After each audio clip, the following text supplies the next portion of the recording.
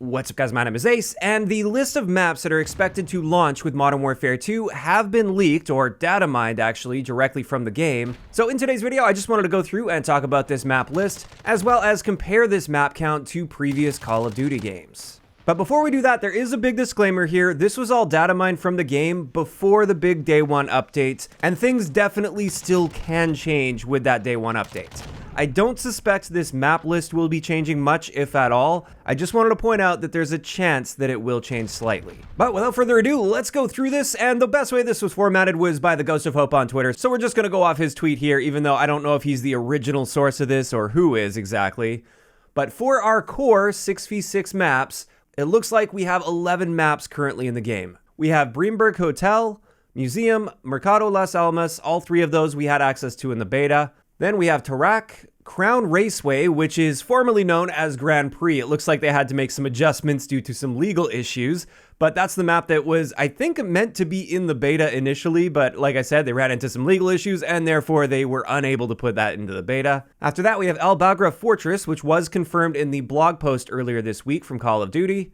Then we have Zarqwa Hydroelectric, Santa Senya Border Crossing, which is likely just going to be cutting out a smaller section of the ground war map that we had very brief access to in the beta build of the game. Then we have Farm 18, which we obviously played in the beta, Embassy, as well as El Asilo. So there we go, that's our 11 6v6 maps that we can expect to see at launch.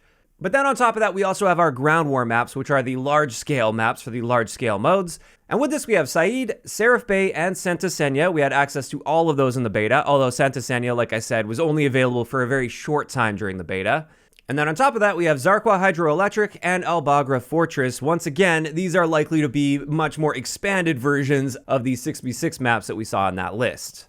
So it does seem like they're being very efficient with their maps, at least. For at least several of the ground war maps, we have sections of those that were also made for 6v6 maps. I'm just really hoping that they were actually made from the ground up to be designed to be played for 6v6, and they didn't just like randomly select little sections of ground war maps. But I guess we'll just have to wait and see how those play out. But now let's move on to the map count in relation to other Call of Duty games. And the main thing I'm going to focus on here are the core maps, the maps that are playable for 6v6, which is sort of that standard Call of Duty experience. I always like using that as a baseline because that's what the vast majority of modes are focused around. And at least for me, that's what I personally care about the most. And as we can see here, 11 maps at launch. It's definitely not the worst in the Call of Duty franchise since COD 4. And it's at least noticeably better than COD World War II, Modern Warfare 2019, as well as Cold War. But outside of those three games, it is a bit on the lower side. And my overall thoughts on this are, I don't think 11 maps is something to be completely outraged about. Like, I'm not gonna rant and rave about this. But at the same time, I can't help but think that I was hoping for at least like 12 to 14 maps. I know it might seem a little bit nitpicky, but when you look at the history of the Call of Duty franchise, that was very normal back in the day, and it's no longer the case. And one of the big reasons that I was actually hoping for a few more maps than we currently have is this game isn't going to be launching with Gunfight, unlike Modern Warfare 2019. When it came to that game, I was very disappointed in only having 9 6v6 maps at launch.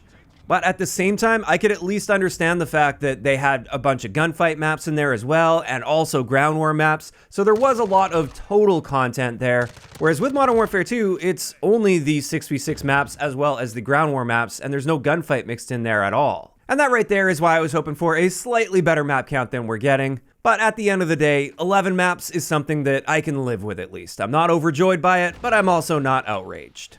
Additionally, there's always the quality versus quantity argument, and of course, if these are really quality maps, then perhaps I will be really happy with these 11 maps at launch. But at this point, we only really know the quality of the beta maps, which, to be fair, on average, I actually quite liked the multiplayer maps we had access to in the beta. The spawns were a different story, and I feel often held these maps back for respawn game modes, but the maps themselves I actually quite liked. So if we see a similar level of quality for the rest of the maps, I think I could actually be quite happy with just 11 6v6 maps at launch, especially knowing we'll be seeing at least a couple additional maps for 6v6 by the end of the year. I should also tag on here at the end, since I have seen a lot of questions surrounding this from people that just haven't been keeping up with all the info. Even though I said Gunfight maps won't be coming at launch, it is confirmed that Gunfight is coming at some point down the road. Some point after launch, we're getting Gunfight back, so I just wanted to get ahead of that and make sure I answer that question for you guys. And with that, I'm really curious to hear what your guys' thoughts are on the expected map count of 11 for 6v6 maps